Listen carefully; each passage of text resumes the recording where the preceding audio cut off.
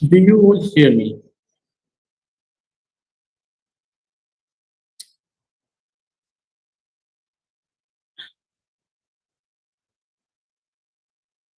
Am I audible? Yes, sir. Good. So yeah, before we start, I need to comment on our assignment.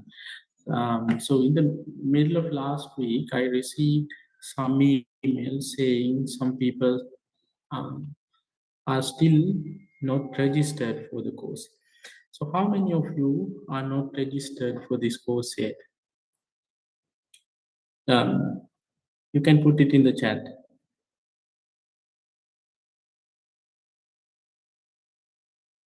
If you're not registered, just uh, tell me your registration number, tell me your name, and uh,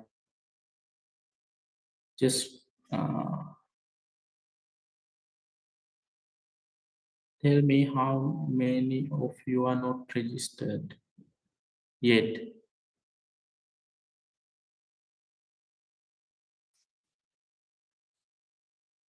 Because if you are not registered, you may not have the access to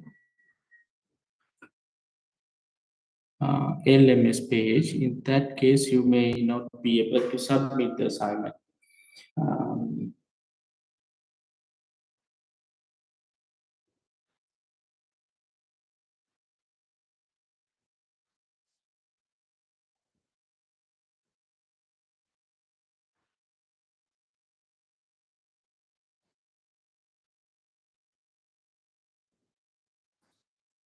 right, nobody.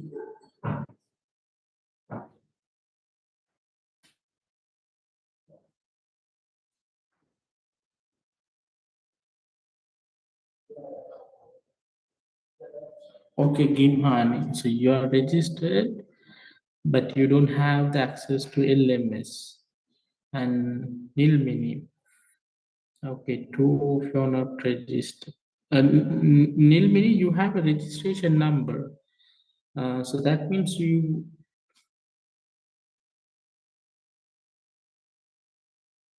uh, you're registered as a student, but you do not have the access to LMS, right?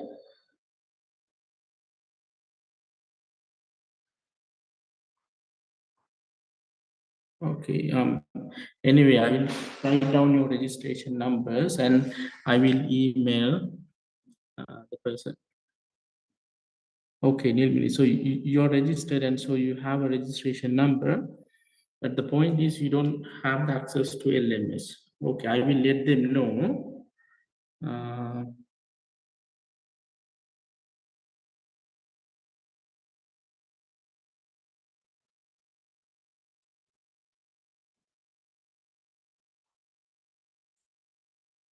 all right.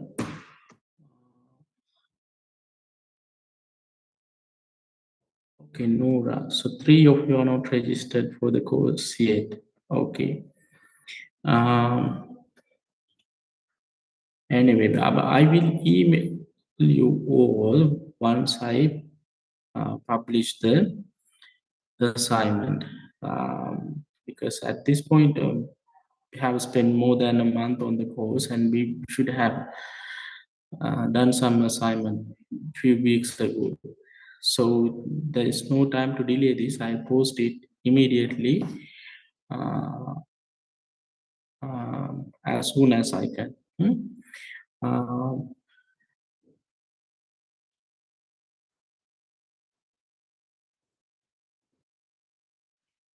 right.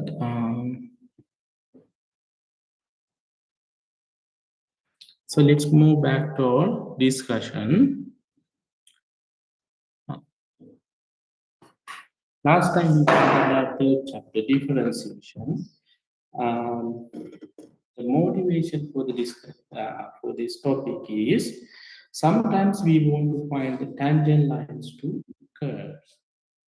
So graph of a function is usually a curve, not a straight line.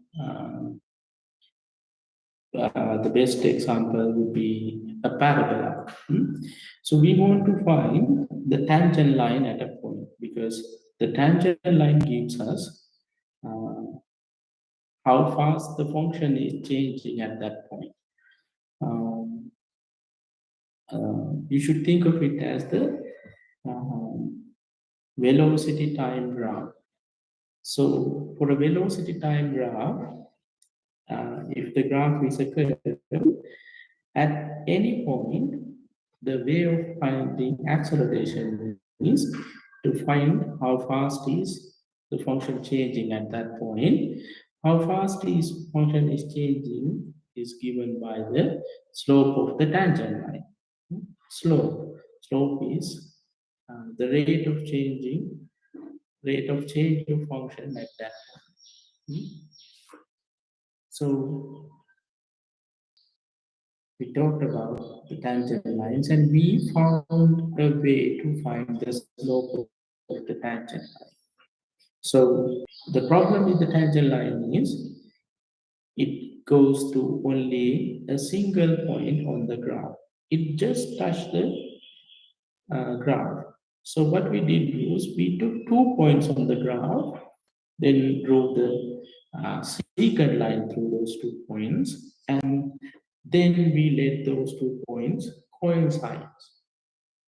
So we took a very small change, we call it h. So if you want to find the slope of the tangent line at x comma f of x, what we did was we took another point, x plus h, f of x plus h. If h is very small, these 2 points are very close to each other, and both of them are on the curve on the graph. Then y coordinate difference between x coordinate difference is the slope of this blue color secant line. Then as h goes to 0, this additional point, this other point we picked, goes to the initial point x comma f of x. So as h goes to 0, this point will move towards the other point on the graph. So the secant line slowly becomes the tangent line.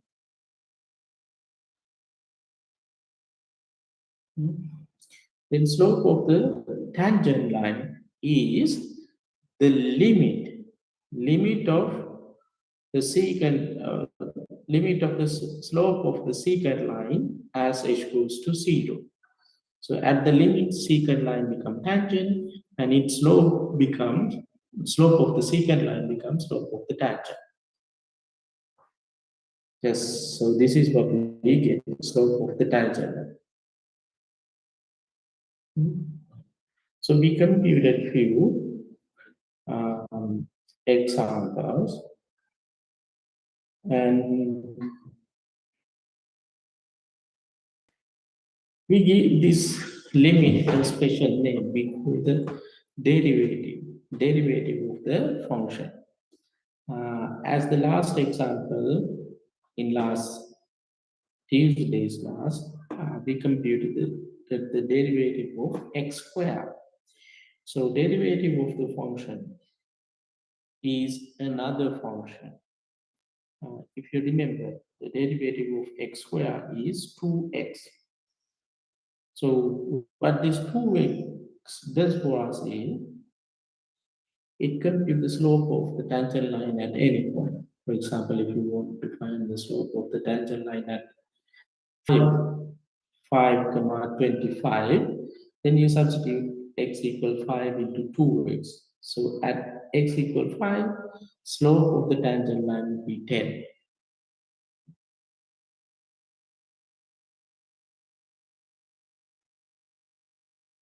All right.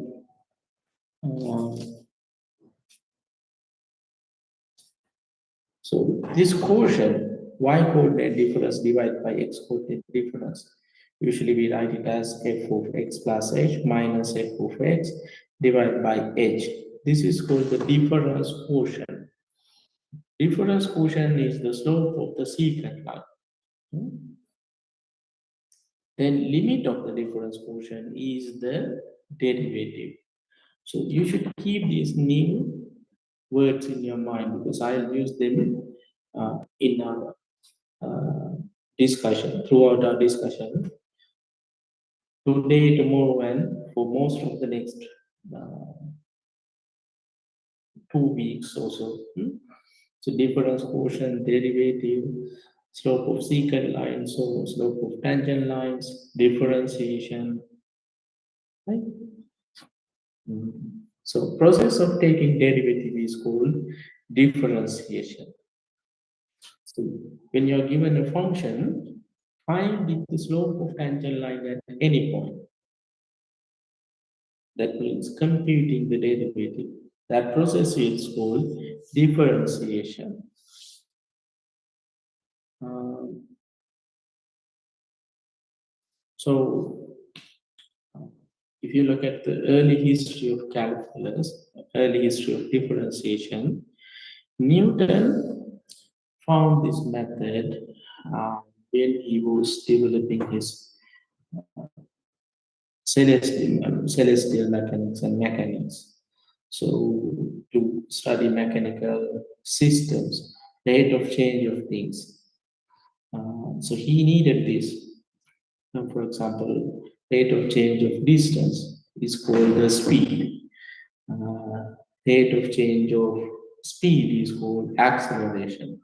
And not only those two, there are many other rates. So when something is changing over the time, you sometimes you want to measure how fast is it changing. So that means its rate of change of something. So the rate of change of that thing is given by the slope of tangent lines. If you plot this quantity over time as a function of time, if the quantity is increasing or decreasing with time, uh, if its graph usually will be a curve, so rate of change will be given by slope of these tangent lines. So not only it has a geometric meaning, it has a very uh, important physical meaning. Rate of change of something.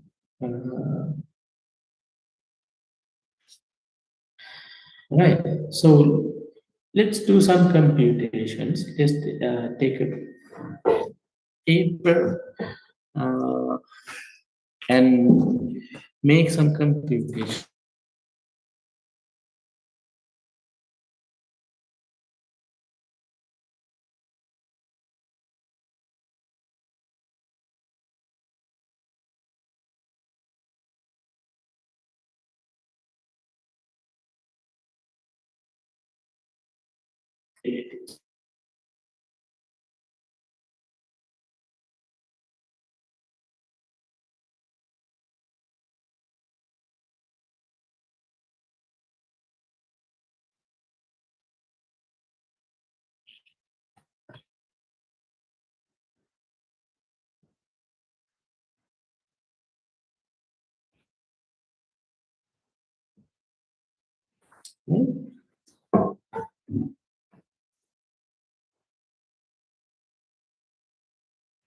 So if y equal f of x,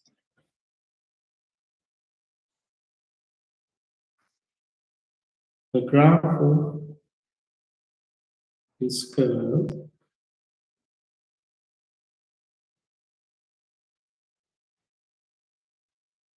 maybe something like that. Then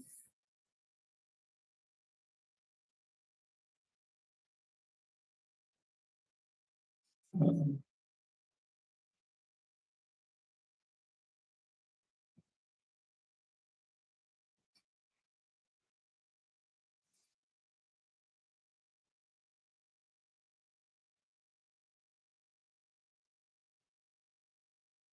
let's say this point is x comma f of x. an arbitrary point on the curve. You can set x to be any value later. So the process of computing this slope of the tangent line is called differentiation. Our notation is dy over dx. To denote, what we are doing is we are first computing difference of y coordinates, then difference of x coordinates, and take the limit. So this is not a ratio. This is just a notation. You cannot just say x cancel with, sorry, d cancel with this d and just y divided by x. This is a notation. Notation to symbolize what we are doing here. So h goes to 0, f of x plus h minus f of x divided by h. So this is how we compute the derivative of any function f. So the right hand side limit is a limit of h goes to 0. So when you're computing the derivative, you consider h as the variable in this ratio. X stays as a constant. You don't worry about x. If you don't do anything to x, at the end result, in the end result, you will see x. So derivative is usually a function of x. So you have f as a function of x, then you compute the derivative using this formula, and the derivative is also a function of x. That is because at every point you have a different tangent line, usually, and those different tangent lines will have different slopes. So slope of the tangent line is also changing with x coordinate. So let me give you some examples. Think about a constant function. So y equals some constant.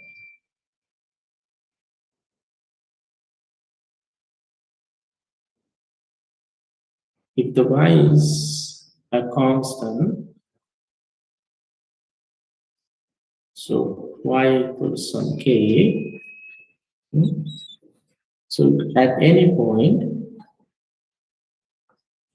take any point on the graph, tangent line is also coincides with this line.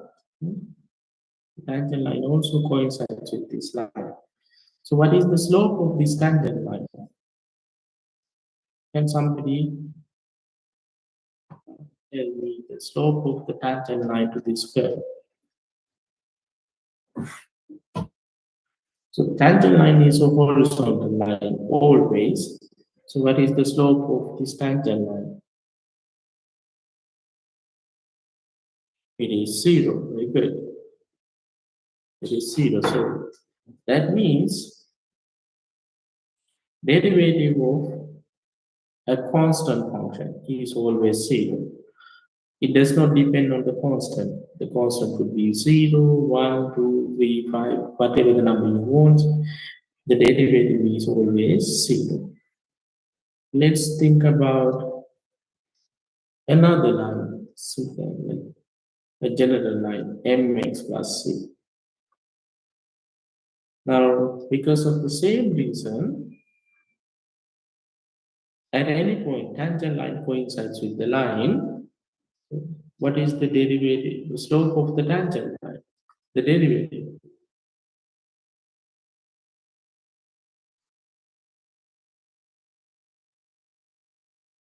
Thank you, Ashmita.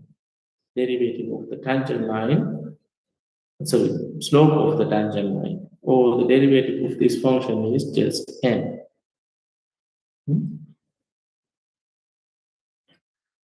So we can easily compute derivatives of lines, linear functions. Then last time we had this example, y equals x squared we computed its derivative, y dy by dx is 2x. So at any point,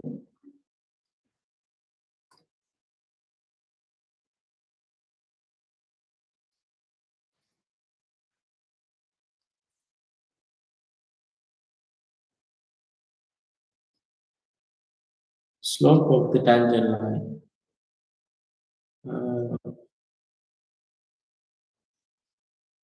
is 2 times the x coordinate. So parabolas are the easiest case right after lines. Today I want to show you some other computations. Uh,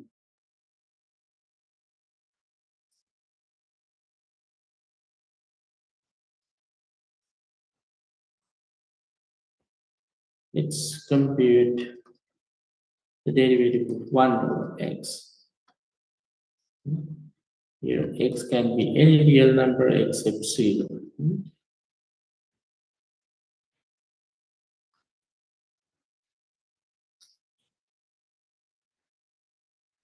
So dy over dx is h goes to 0, f of x plus h.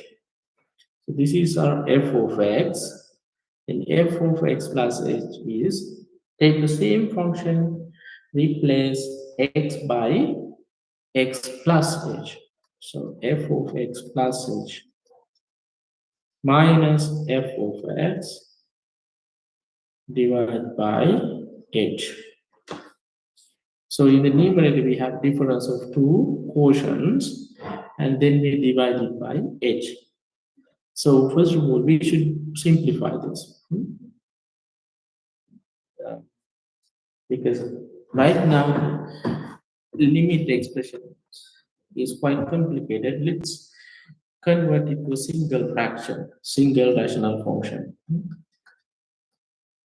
So h goes to 0.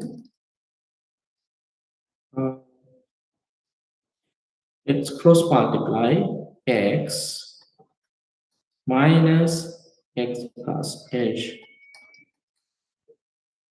And the common denominator is x times x plus h. And we also have h in the denominator. So that is what we get after simplifying it.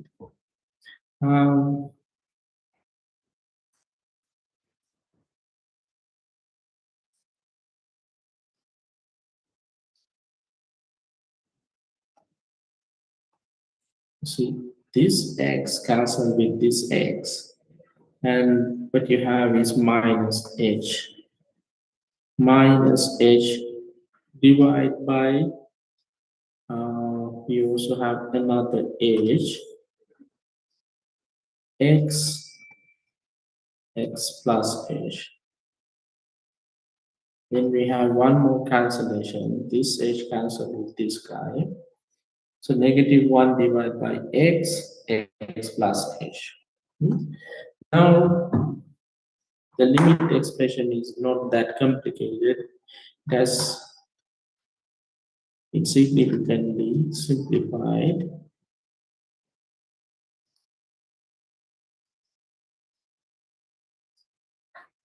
So let's try to substitute h equals 0 and see what we get. When I said h equals 0, the numerator stays as it is, negative 1.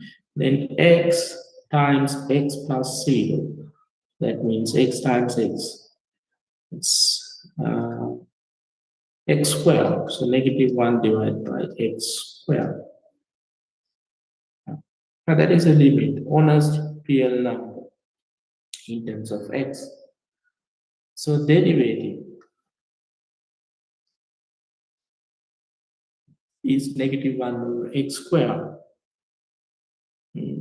Let's try to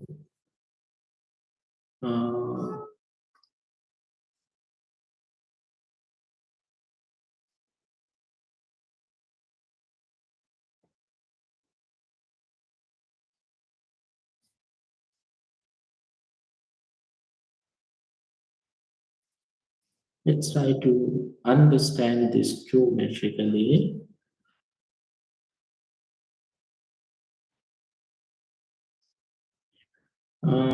So this is graph is a parabola. It looks something like this.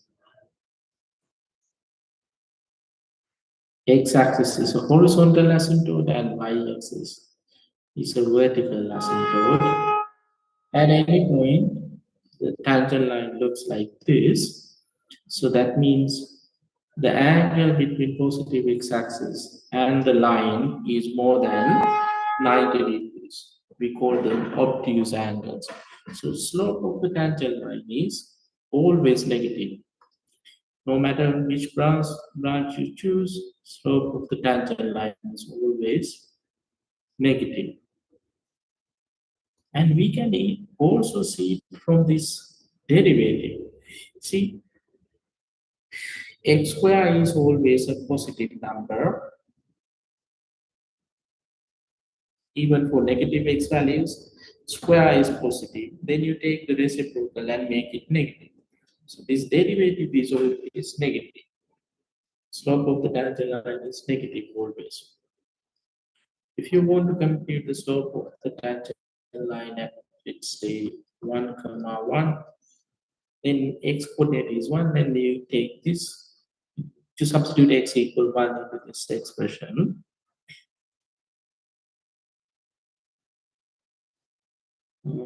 Or if you want to compute the, let's say, slope at negative 2 comma negative 1 quarter, sorry, negative 1 half.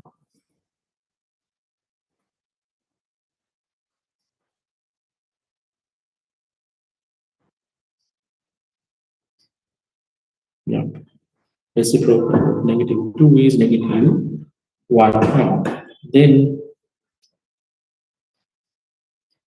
negative 1 over 2 square, which is 1.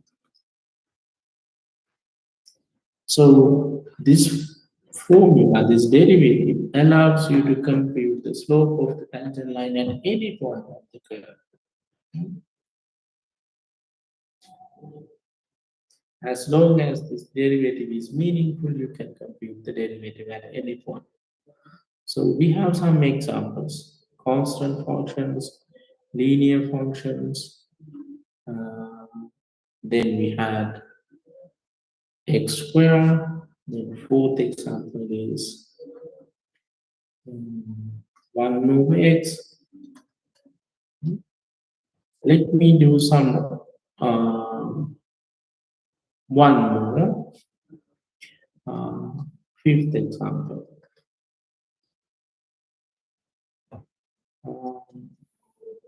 Y equal x cubed. Then dy over dx is h goes to 0, f of x plus h, x plus h to the third minus f of x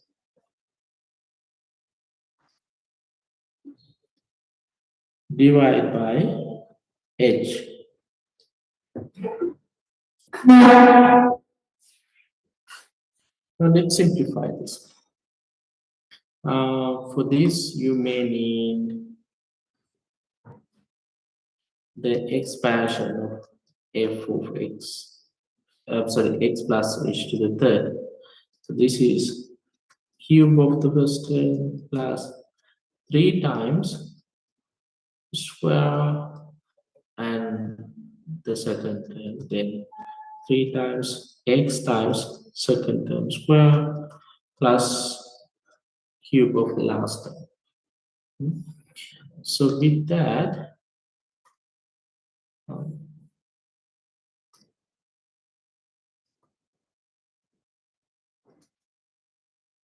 we need this expansion because to evaluate this limit, what we usually do is we set h equals 0. We substitute the limit. When I substitute h equals 0, I get is x cubed minus x cubed, which is 0 divided by 0. So something meaningless, something that has no real meaning. So we simplify it. Simplify the given expression and see what we can get. So x to the third, 3x squared h plus 3xh plus h to the third minus x cubed divided by h. Then you see for numbers with same equal absolute value but different signs. So here we have one x cubed minus x cubed. They're the same but they have different signs. Then all these other numbers would cancel, but they do have a common term. All of them have h in common. By the way, here this should be h squared. Now you cancel, you factor the common term.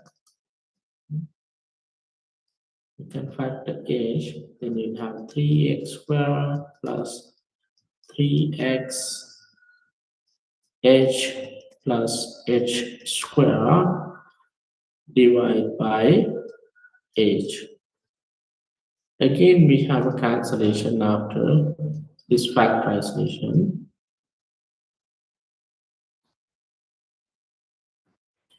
Now,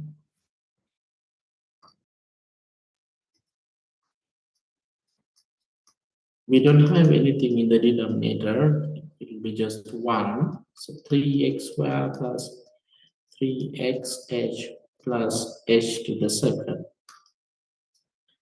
Now, at this point, it is very clear we can say h equals 0 with no problem. So that will kill the second and the last term and leave us just 3x squared. So let's see, 3x squared is always positive, and let's see whether we can see this from the graph. The graph of x cubed, it looks like a parabola, but not exactly a parabola. It has this shape. Cube of a positive number is positive, cube of a negative number is negative. And if you think of the tangent line drawn to the curve at any point, they looks like this.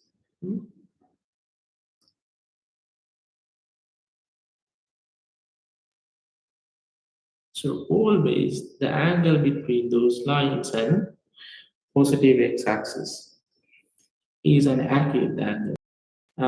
At the origin, graph is very horizontal, tangent line will coincide with x-axis. So angle is something between 0 and 90 degrees.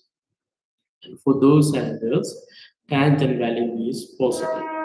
So 3xy is also positive. So always slope of a tangent line is positive for x cubed.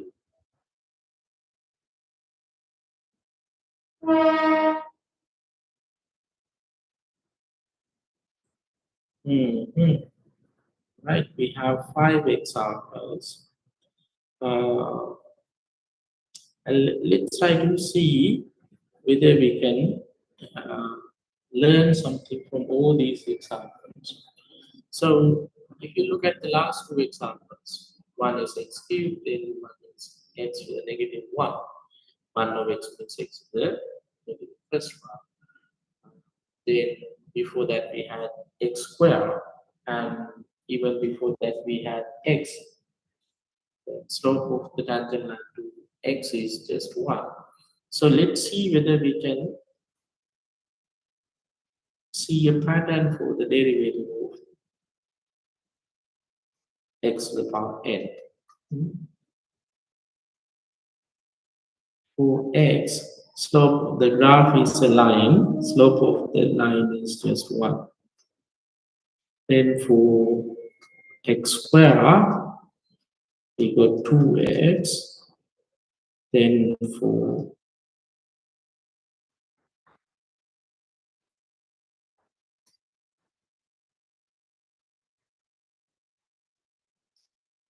x to the third power, we got 3x squared. Then for x to the negative 1, we got minus x to the negative 2. What else? If you want x to the 0th power, x to the 0th power is 1. It is a constant function. Slope of the constant function at any point is 0. And by looking at these numbers, just by looking at these numbers, can you guess the derivative of x to the 4th power? We have x squared, x to the third, x to the negative 1, x to the 0. So just by looking at these numbers, can you guess a formula for the derivative of x to the 4th power?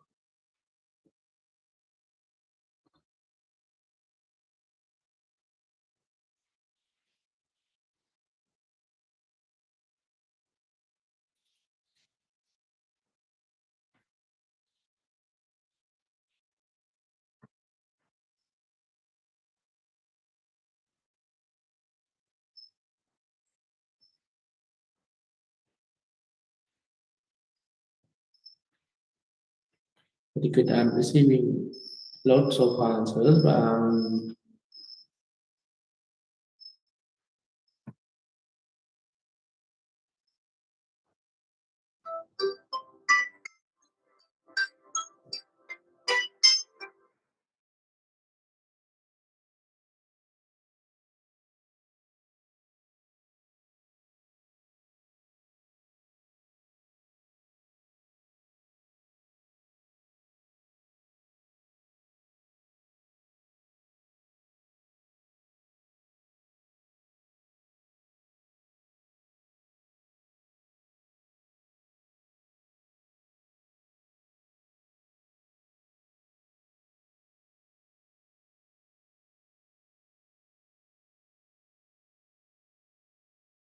Okay, very good. All of you got it correct. It should be 4x to the third power. 4x to the third power. So what you do is we observe the power, write it in front, and reduce the existing power by 1. So just by looking at these numbers, you can guess a formula for the derivative of x to any power. So derivative, you write the existing power in front, x raised to existing power minus 1. This works for any n value, not only for positive n values, it works for negative n values. And also it works for square roots, cubic roots, all the roots. That means fraction values of n. I will show you. So according to our formula, we should get the derivative of x to square root of x as, so according to our observation, dy over dx should be, this is like x to the power 1/2. So 1/2 x to 1/2 minus 1. That means 1/2 x to negative 1/2. That means 1/2 1 over square root x. So this is what you should get according to our observation. And to confirm our observation, we can compute the limit. And let's in fact compute the limit and see whether this is correct. Uh,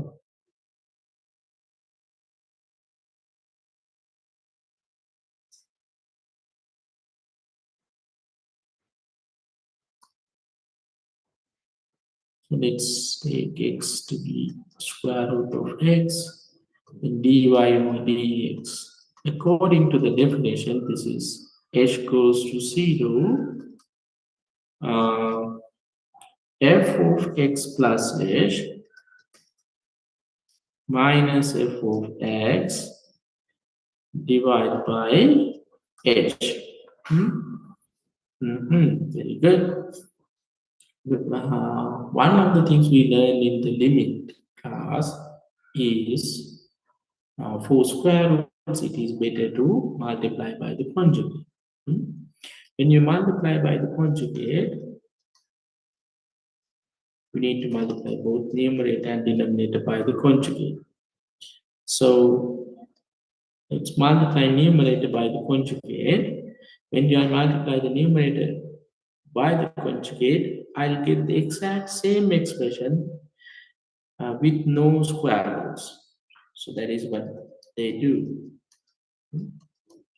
So to save some time, I'll write down the answer. I will not write down the conjugate in the numerator. I'll just write down the answer after multiplying. So this is what we get. I hope this is not confusing. I multiplied both numerator and denominator by the conjugate, but I skip this multiplication step, and I straight away wrote down the answer here. Then here we can see some cancellations. X cancel with x. Then in the numerator I only have h, and I have h in the denominator as well. So the final answer is h goes to 0, 1 over square root x plus h plus square root h. And at this point, let's try to substitute h equals 0 and whether we still get an indeterminate form. When I said h equals 0, the first square root term becomes square root of h plus square root of x. So I have two of them, 2 square root of x, and in the numerator it is still 1. And let's go back and see our guess. So this is what we guessed. We want to see whether this is what we get. And you can see that is exactly what we get here. So our guess is actually correct. Our pattern, this observation that we made, is true for any n value. Derivative of the power function. You should memorize this formula. We'll need this all the time. I mean, all the time we'll need this formula. So power function is one of the easiest functions to differentiate, but we need to memorize this general pattern. So with that observation, we can do a lot of derivatives.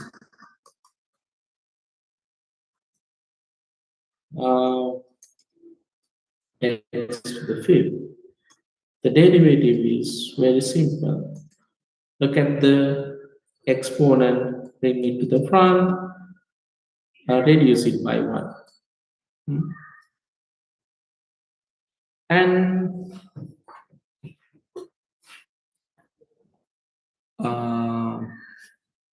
so this is very helpful. Uh, and likewise, we can observe some patterns and make some guesses to simplify computations of derivatives. Now, there are a lot of other functions out there. We have polynomial functions, lots of other functions. So to differentiate them using the derivative all the time take some computation. So you see, we had these computations, but those are low. So it means uh, computing derivatives by hand all the time takes some computation. Let's say in some problem you have five functions and somehow you want the derivative of all five of them. So that means five separate computations. If you need like 3 minutes for a single function, that computing derivatives of five functions would take at least 15 minutes. So from computation perspective, it is a long time. So we need some other mechanism, some other way of finding derivatives easily. We have this definition, but let's see whether we can simplify computations using some other way. Hmm? Uh, Give me a second, I need to plug the computer.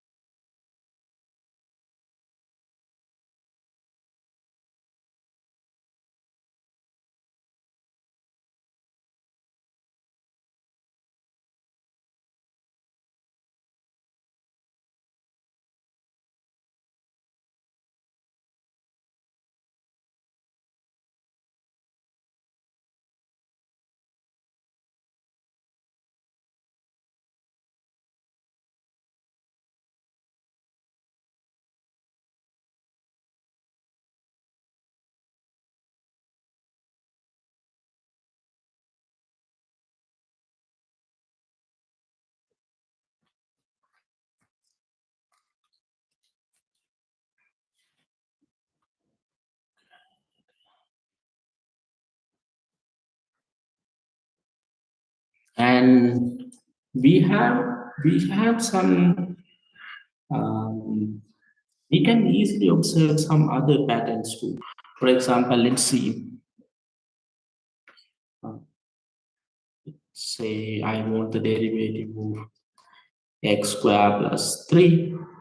What does that mean? So I need the slope of the tangent line to this graph. This is a parabola. To obtain this parabola, what we do is we take the parabola y equal x square and move it up by 3 units.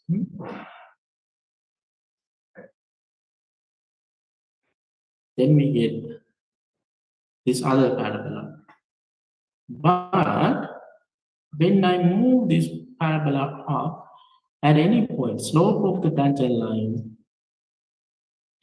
is parallel to the tangent line to the corresponding point in the lower parabola. So these two are parallel.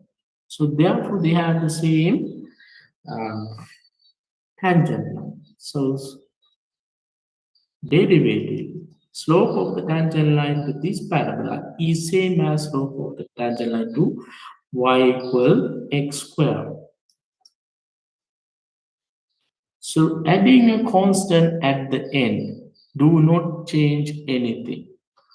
So for example, we know the derivative of y equal x to the power 5. And if you need the derivative of x to the power 5 plus 2, adding 2 means we are lifting the function up by 2 units, but that does not change the slope of the tangent line. So derivative is still derivative of x to the power 5, 5x to the 4th power. Hmm?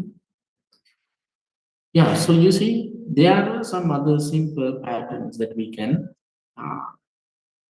see. Adding a constant do not change the derivative at the end. Um,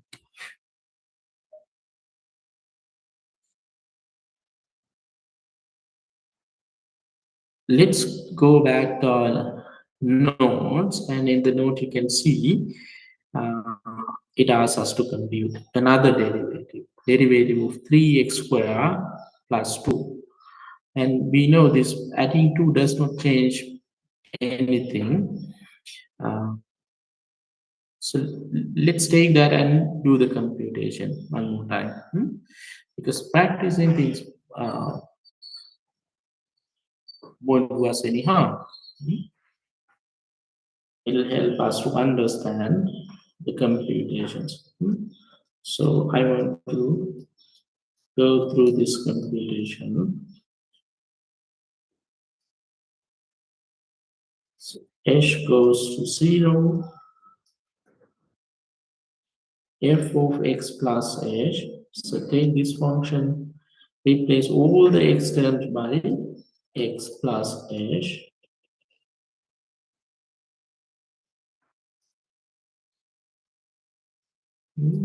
Minus f of x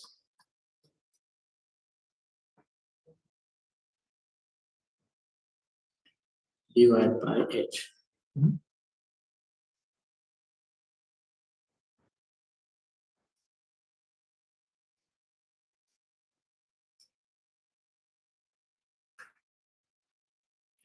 Now we need to simplify these terms in the numerator. So let's take this first term and expand the square. 3 times x squared plus 2xh plus h squared, then plus 2 minus 3x squared minus 2. Let's see whether we can find some cancelling terms. See, minus 2 cancel with plus 2, then negative 3x squared cancel with this positive 3x squared. By the way, I forgot to write down this h in the denominator. Numerator simplifies, and one of the things that you can see from this cancellation is this additional 2 at this, 2 at the end. It cancels out in the computation. So it won't participate in the computation anymore. So whether it is 2, 5, or 6, whatever that number is, you can see, you can just say you have C for 2, then C minus, they cancel out. So its value doesn't matter. We saw it geometrically. Adding 2 means you're lifting out up by 2 units. Whether it is 2 or 5 doesn't matter. You'll still have the same slope for the tangent.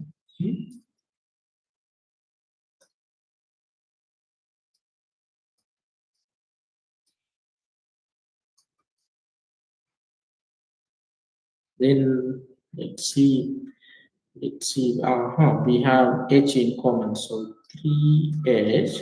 Once we factor h, we have 2h plus h square divided by h. Then we have h cancelling with this h.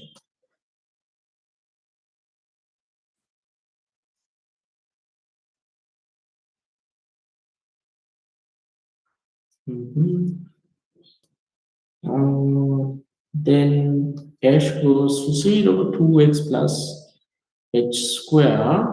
That h square must be 0 after letting h goes to 0. So the answer is 3 times 2x.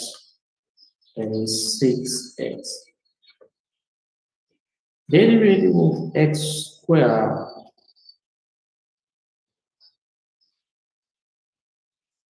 is simply 2x. Derivative of 3x square plus 2. I'll skip plus 2 for now because derivative of 3x square uh, is same as derivative of 3x square plus 2. So this derivative cannot be not 2x, 6x. Can you see why? What do you think?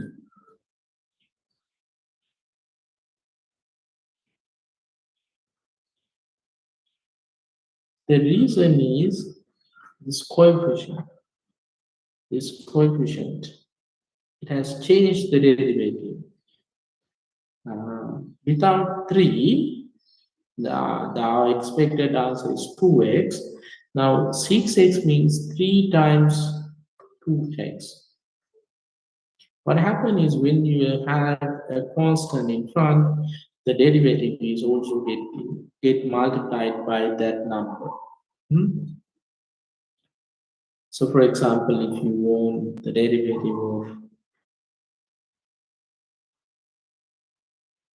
let's say, 5x squared, this is 5 times derivative of x squared.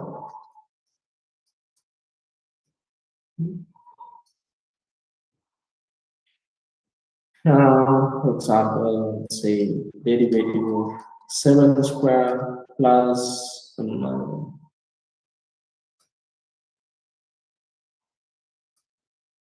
let's say there 7 squared minus 5. After differentiation, it should be 7. Derivative of x squared is 2x minus 5, doesn't matter.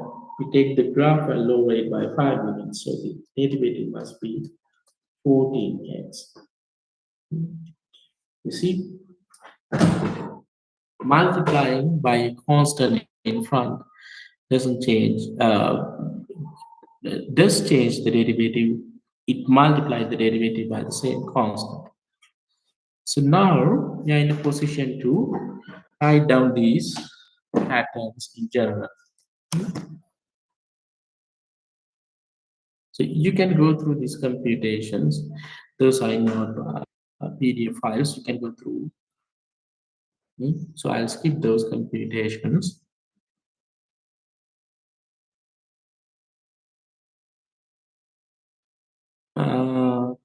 So yeah, before writing down those patterns,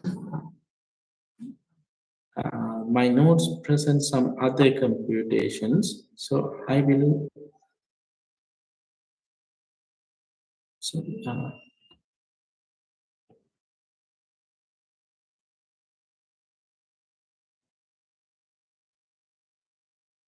I will write down those patterns here.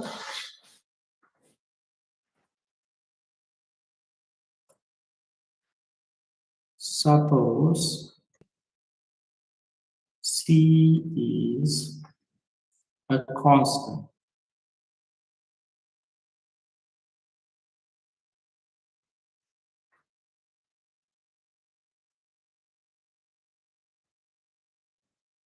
Then derivative of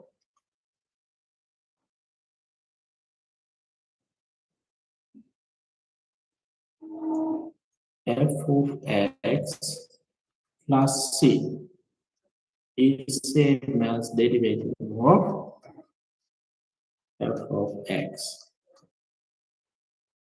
Also, let's say you have a constant in front.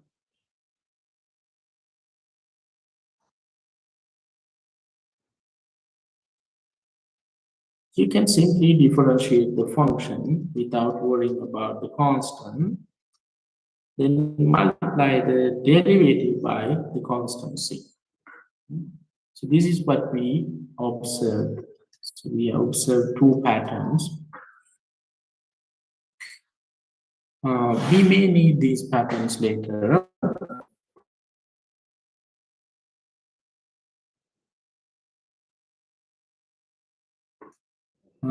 Until then, let's look at this example.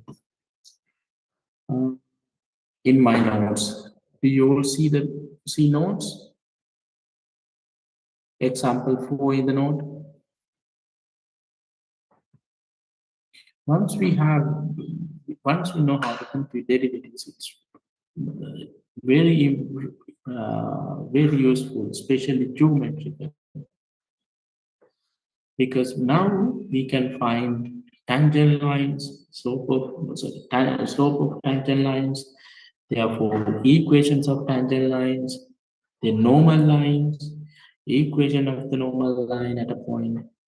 All the working with lines become very easy. So this problem asks us to find the equation of the normal line to this curve at x equal 1.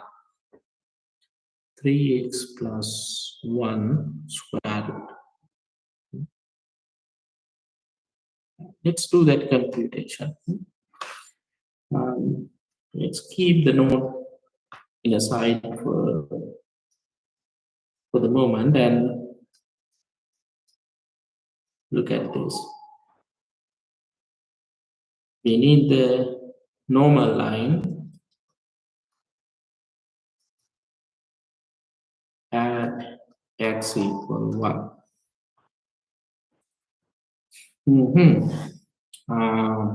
If you look at this function, domain is, so here you have square root thing. For the domain, we need to have positive numbers, non-negative numbers inside the square root, so x bigger than or equal to negative 1 over 3. So everything after negative 1 over 3, including negative 1 over 3.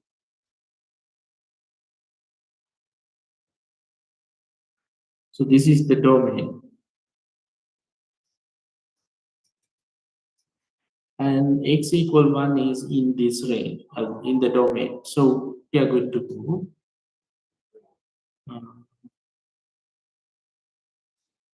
The graph of this function is like the graph of square root function, but now it has become something like this. At negative 1 over 3, y value is 0. When x equals 0, y value is 1.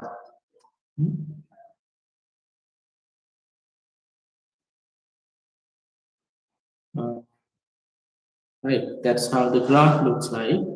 And when x equals 1,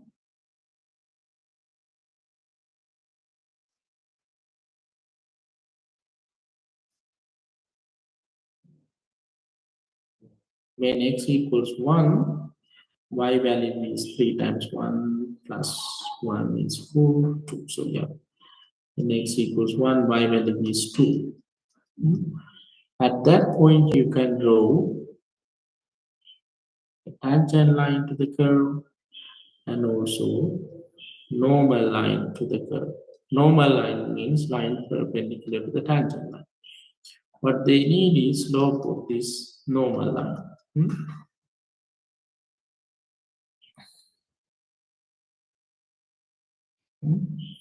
Right, let's first compute the slope of the tangent line. So y equals 3x plus h.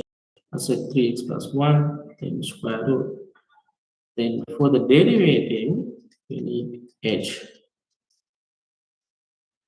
F of x plus h, meaning take the function, replace x by x plus h.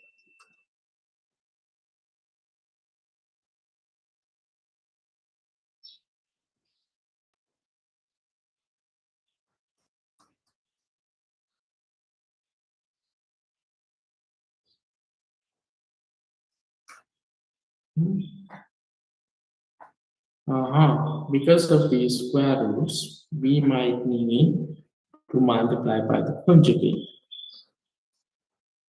So let's do multiplication by the conjugate.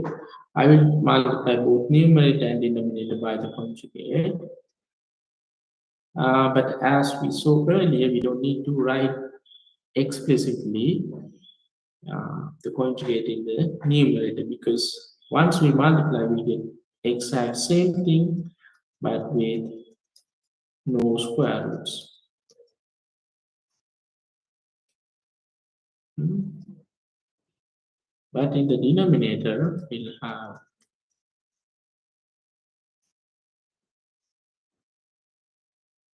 the conjugate.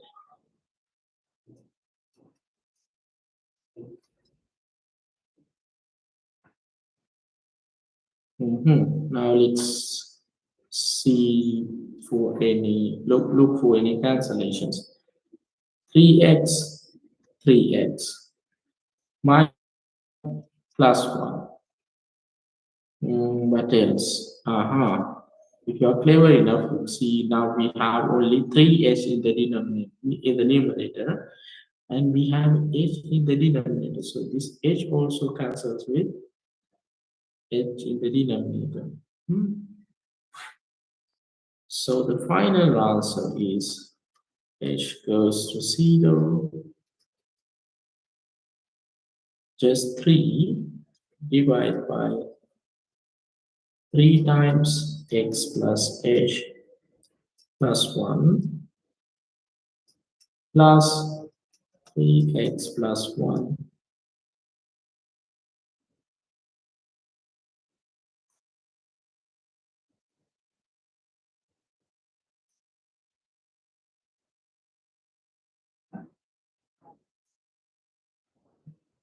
Mhm.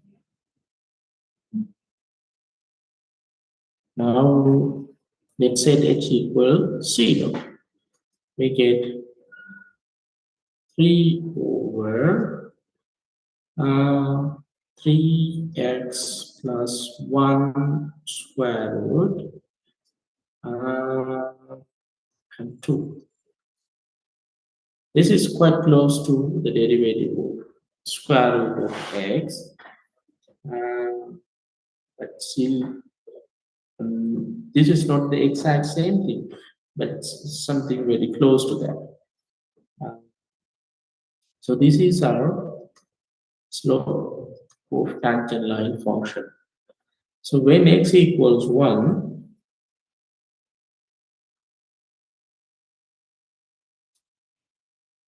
derivative evaluated at 1.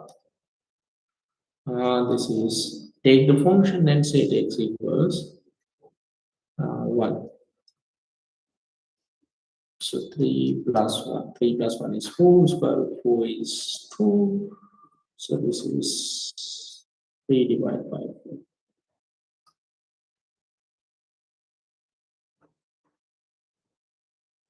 Yeah, slope of the tangent line is 4.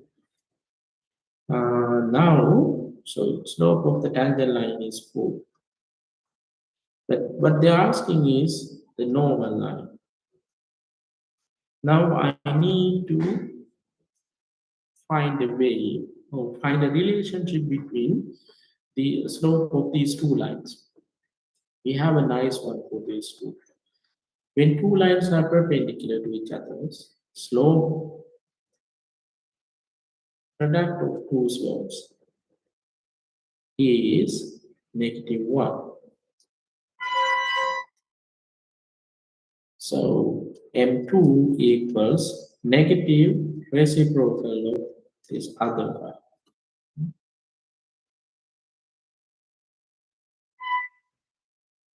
Okay. So slope of the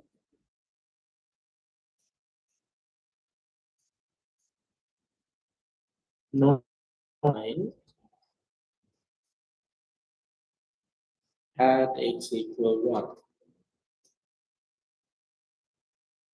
To find this, now slope of the normal line is 3 divided by 4, we multiply by minus sign, take the reciprocal. So get negative 3 divided by 4. So the graph looks like this. Normal line looks like this. slope of the normal line is negative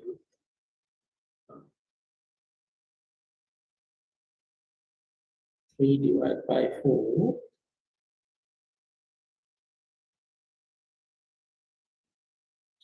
At this point, when x equals 1, y coordinate is, if I remember correctly, it is 2. Hmm, Let me go back. The function is 3, square root of 3x plus 1. Yes, when x equals 1, y coordinate is 2. Now you have slope and a point on this normal line. So now use point, slope, form of a line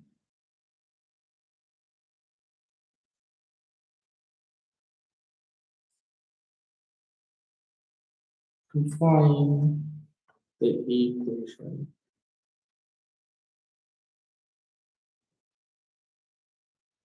of the normal line. Hmm? So I'll stop here because I know you can make this computation by yourself. A very simple part. Uh, yeah, so you see, uh, combining our knowledge of normal lines with our knowledge on previous knowledge on lines, we can do these computations. Hmm? Um, Sometimes it is helpful to understand the relationship between functions and their derivatives. So in this way, because in this way we can really use derivatives to understand functions. Now we have a way of computing the derivative, and let's see how we can use the derivative to understand the initial function. Hmm? So relationship between function and its derivative. Now, we have two notations for the derivative, this f dash notation and dy over dx notation. Um, so um, I do not remember whether I told you this story of finding derivatives. Um,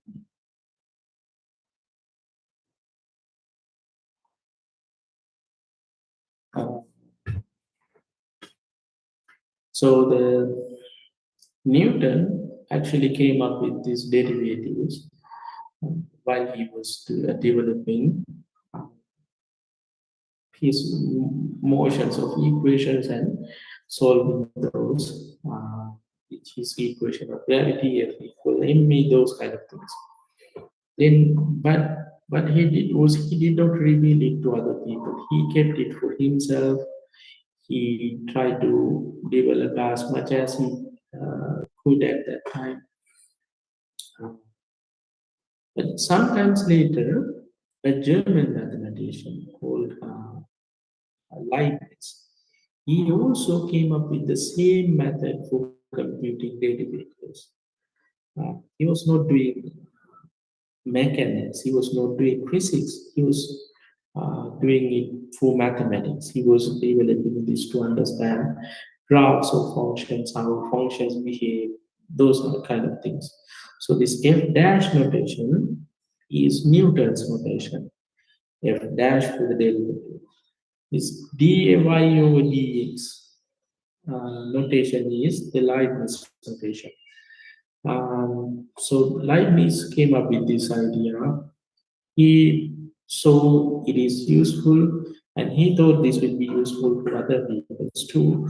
Then he wrote a paper article on it, and he distributed among all the other people uh, in the Europe at that time. So Newton was really mad about this because he wanted to claim the priority. He wanted to tell other people. He came up with this idea first. So there was a really long and messy battle between these two people. Their supporters also have this intellectual battle with each other, and uh, finally now we know they came up with the same idea independently, but at that time one was uh, Newton was claiming that the Leibniz stole his idea, but at the same time, Leibniz was telling the same thing about Newton. So, yeah, the history is fascinating. Because of the historical reasons, we have these two notations. Maybe after the class, you should Google about the history of differentiation and how people came up with this. And even before Newton's and Leibniz, there were other occasions where people stumbled upon the same idea, but they did not recognize the importance. They did not recognize the pattern. They did not came up with this definition of slope of the tangent line as the limit of slope of secant lines. But understanding this definition and understanding its usefulness was a really huge step in mathematics. Later on, people developed very interesting things based on derivatives. Right. Um,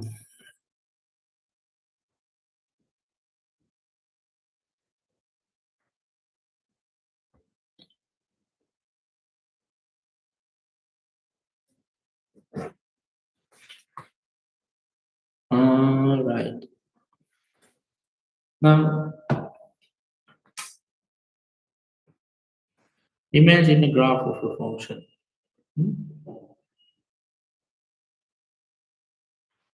You see, at first we are at here, the function slowly increase up to a certain point, and after that point, it is not increasing anymore. Then it slowly start to decrease, and after this point, after that function decided to move up again, so it increases and reach out to this point. And this is one of the other endpoints of the domain. Hmm? You see, at here and here and here, we have three interesting points. Those are in the middle of the domain. Not only that, one is a maximum point. This leftmost point is a maximum point for the graph, for the function. We call it the local maximum because if you think about this other maximum point, one could be bigger than the other. Equal, one could be bigger than the other. But if you think about a small part of the graph, for this part, this is the maximum. So we call it a local maximum. Local maximum may not be the global maximum. So for this function, you have two local maximums, this one and this other endpoint. So here you have one local max, and here you have another. This other point is a local minimum.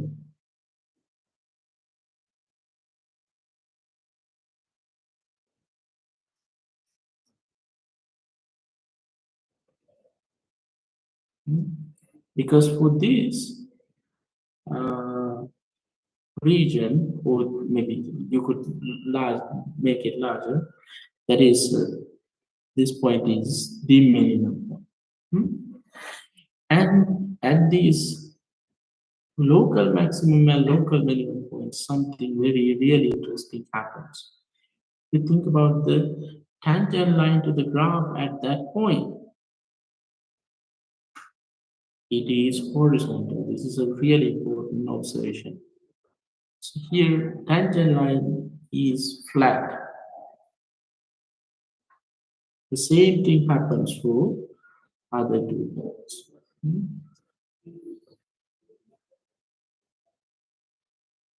So if you want to local maximums and local minimum points, uh,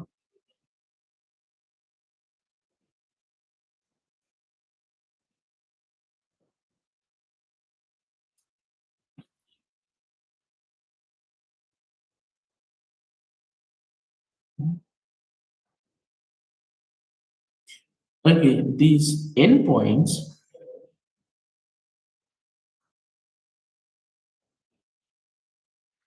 this endpoint, if you think about that endpoint, it is also kind of a local minimum, but this the slope of the tangent line may not be zero at that point. Because in fact, we cannot draw a tangent line. So we treat endpoints of the domain separately. So do not worry about those endpoints of the domain for now. Think about you have a function defined everywhere. So slope of the tangent line.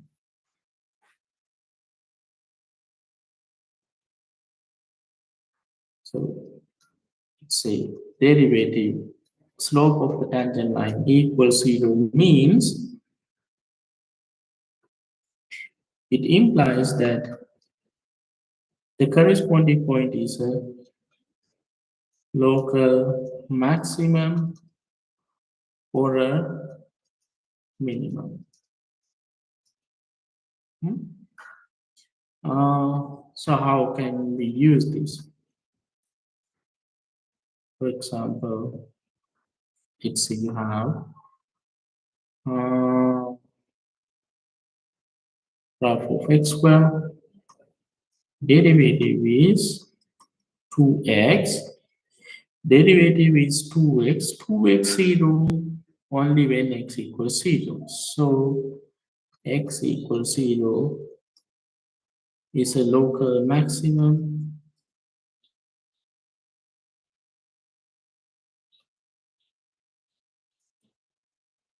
or a local minimum. So it could be this one or the other one. How can we see this? How can we see this? I mean, how can we differentiate between those two cases? How can we really see whether it is a maximum or a minimum? We can also do that. So if it is a maximum, it looks like this. If it is a minimum, it looks like this. So at this point, tangent line, slope of the tangent line is 0. Again, at a minimum point, slope of the tangent line is 0. Right. Let's see what happens before the this maximum or the minimum. So before the maximum point, tangent line looks something like this.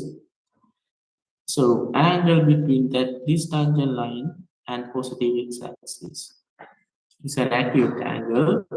Therefore, slope of this line is positive. So derivative is positive here.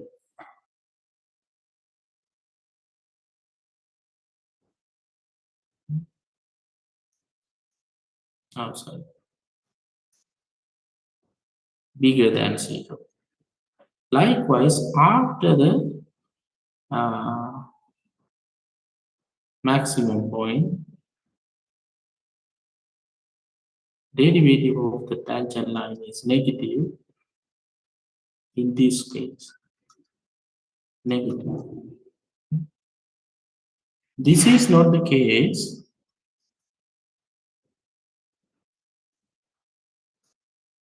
with a local minimum. For a local minimum, before the local maximum point, tangent line is negative. But after the maximum, slope of the tangent line is positive. So here it is, negative, then zero,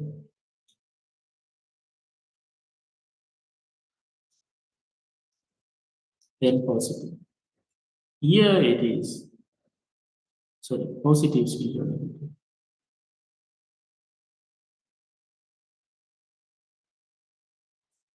Positive zero, then negative. For the second case, it is negative, zero, positive. So if you go back to this example, 2x, we know it is 0 when x equals 0. So x equals 0 is a local maximum or a local minimum. If you think what happened right before 0, right before 0, x is a negative number. So the derivative is negative. If the derivative is negative, slope of the a tangent line should look like this. Then at 0, tangent line is horizontal.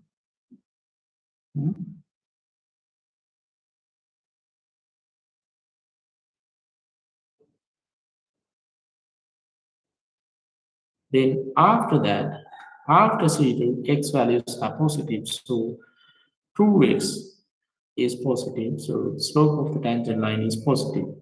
The shape looks like this. So, yeah, so it is a local minimum, not a local maximum. Uh, so if you think about this is really simple and really useful.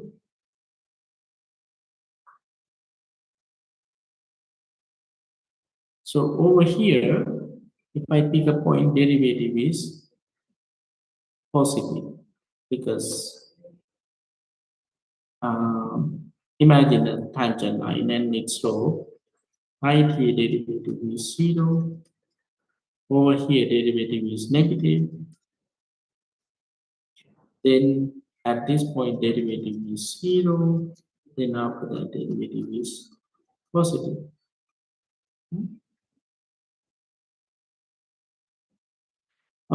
When the derivative is positive, you can see function is going upward because now we are heading towards a maximum. So here function is increasing.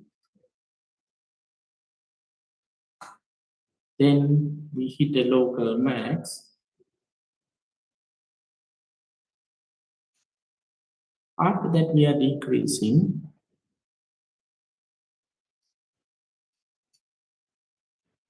Then we hit another turning point, local minimum. These maximum and minimum points are also called turning points because at those points, the sign of the derivative changes. Function turn its direction. So at this point, before this point, function is moving up, and after that, function turns back and moving down. Then after this point, function turns up and moving upward, so increase.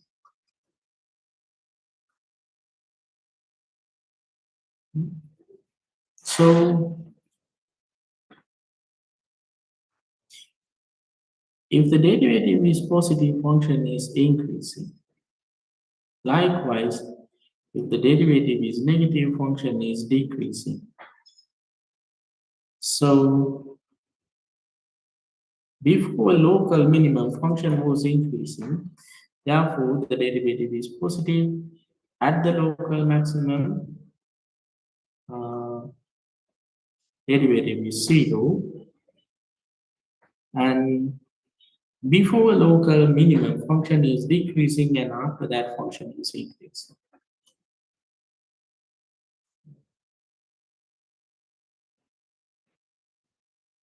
So derivative equals 0 means you're at a local minimum or a local maximum. So by observing the sign of the derivative, we can say a lot of things about the function. We can say, let's say,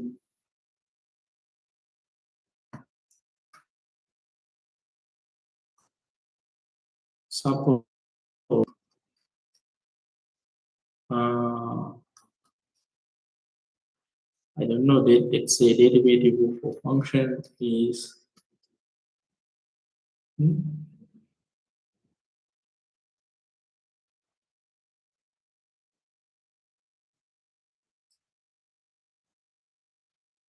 hmm. So this function has two zeros. So 0, 1.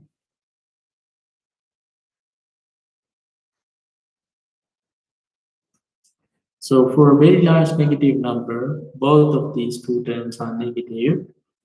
So for function is positive.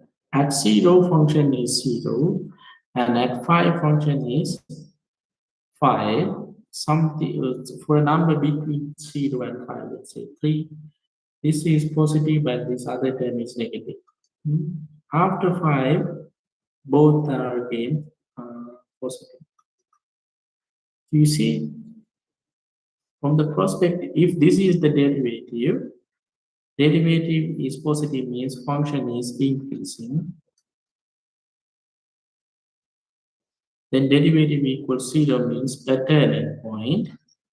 Then derivative is negative means function is decreasing. And at 5 again a turning point. That is why the derivative is 0. Then again function is increasing.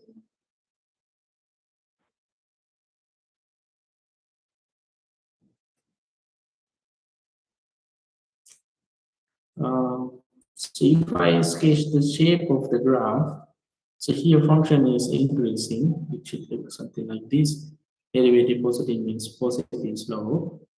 At 0, it hits a something like this, then it is decreasing.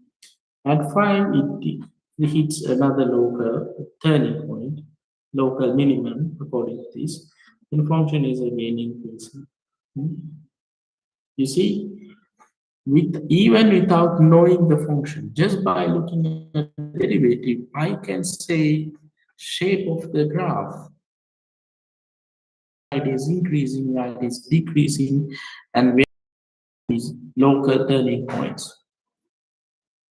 Uh, you can see it in the nodes too. Hmm.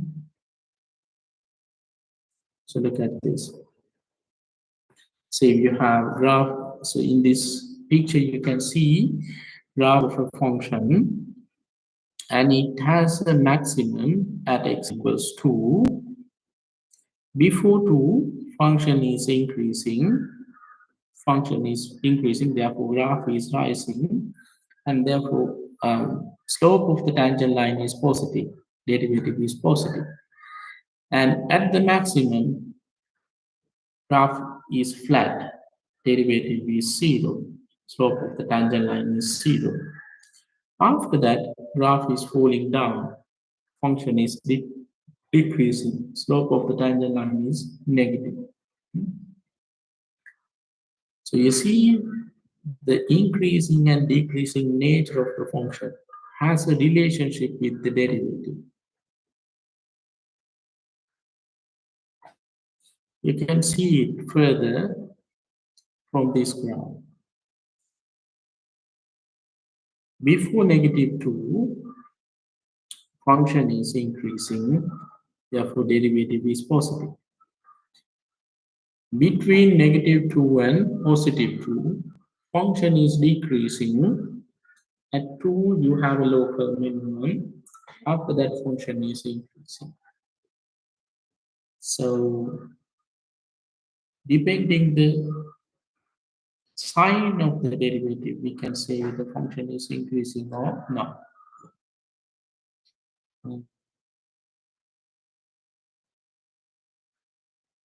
You can see it even from this graph. When the function is decreasing from negative 2 to positive 2, this is the only region where the function is decreasing. For all the other x values, function is increasing. Even for values before negative 2. Function started from very low point and it increases. So you see, as we move forward, y values are increasing and hits to a local maximum when x equals -2. So when the function is decreasing, slope of the tangent line is negative.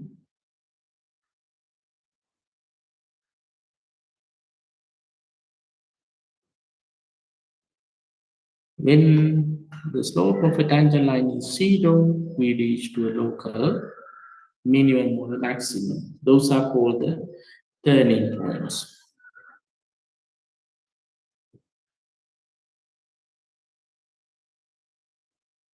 Mhm. So here is another graph. You can see again, look at the function graph and see it for yourself. So spend a couple of seconds thinking about the derivatives and see whether you can see it from this.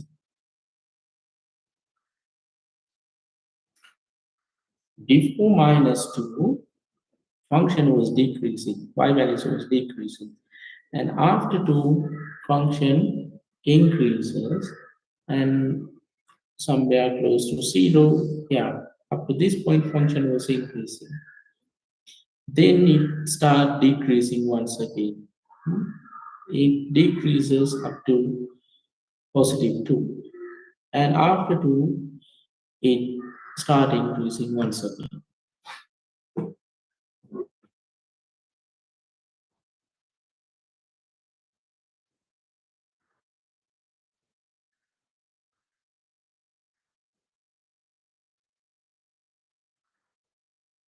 So I see you.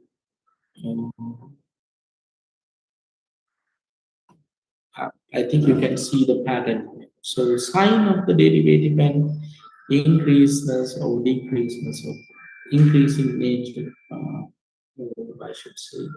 The correct mathematical word for that is the monotonicity of the function as a relation.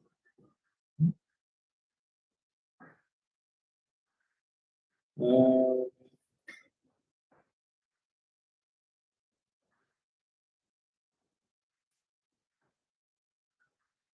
so we still have 20 minutes, but I think today we had a very intense and fruitful discussion about derivatives. We saw some computations, we saw some patterns, we came up with the formula for the derivative of power function. Then we, yeah, not only that, we saw some other patterns too. Then we talked about the uh, relationship between function and its derivatives. So let's stop here, even though we have 20 minutes. Then we have a fresh start from tomorrow. It won't be a waste of time, but I think adding more facts into your list would not help. So let's stop here and meet tomorrow.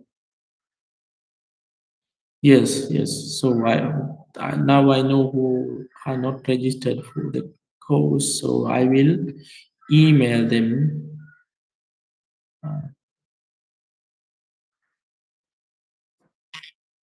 I will email the people who are looking after LMS and ask them to add you. In the meantime, uh, I will give you the assignment because it is too late even at this point. Okay. Please go through the note and prepare for the next class in the meantime. So you use this next 20 minutes to read the notes once again and understand this because uh, even at the very beginning, I said differentiation is one of the main important topics, a huge part of this course. We spend a lot of time on preliminaries to brush up our things, knowledge on previous things, because we need them in this discussion. Differentiation is like half of the class. Then at the near the end, we talk about some other technique, but You really need to understand this yourself. All right, have a nice day. If you need any help regarding the course material, please email me.